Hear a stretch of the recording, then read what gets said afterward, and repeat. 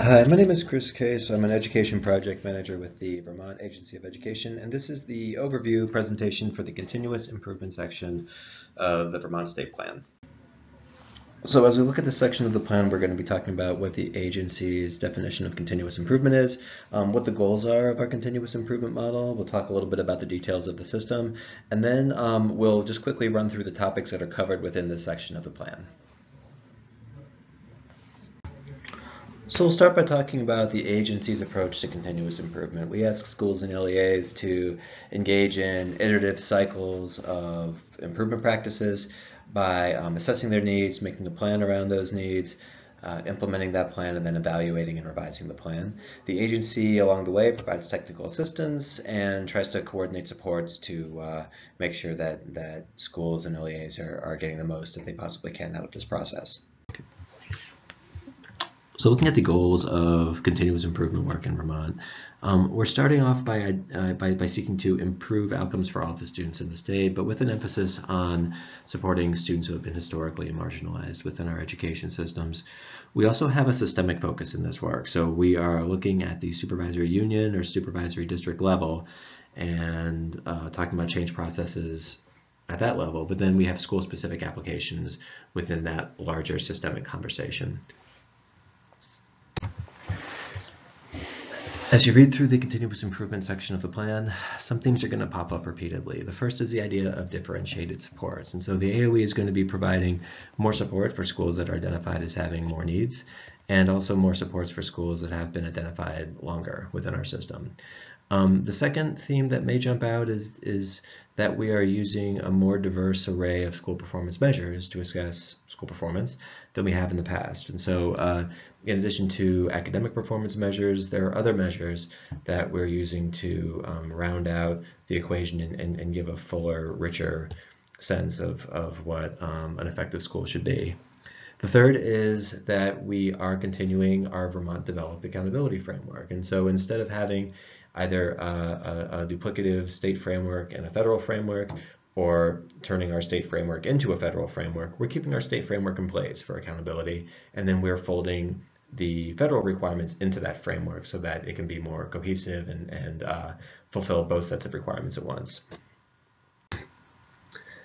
And the name of that state accountability framework is the Education Quality Review. And so it's a two-part system. The first is the annual snapshot, which is the data for the supervisory union and schools within the supervisory union that's provided to that supervisory union on an annual basis. The second part of the framework is the integrated field review, and those are held once every 3 years on the sites of the schools and the supervisory unions that are being reviewed. They're a chance for agency staff, professional educators in the community, and school and supervisory union staff to get together and talk about school performance. Taking a deeper look at the performance measures that are discussed within an education quality review, you can see that they're pretty broad. Academic proficiency represents categorically performance measures that are tied to academic performance. And so these are the requirements that, or these are the performance measures rather that reflect ESSA requirements. But you can see that outside of that, we have 4 additional categories of performance measures that we use when we're talking about school efficacy: personalization of proficiency, safe and healthy schools, high quality staffing, and financial efficiencies. So this will hopefully give you a sense of the breadth of an education quality review, and also I hope support the idea that ESSA requirements, that federal requirements, are a part of that framework and not a separate framework or a competing framework. So that is the overview of continuous improvement in Vermont. Now, when you're looking at the text of the continuous improvement section, there are a couple of different topics that you can choose from if you want to offer comment. You can offer comment on all of these, or you can pick one of these categorically to read and offer comment on.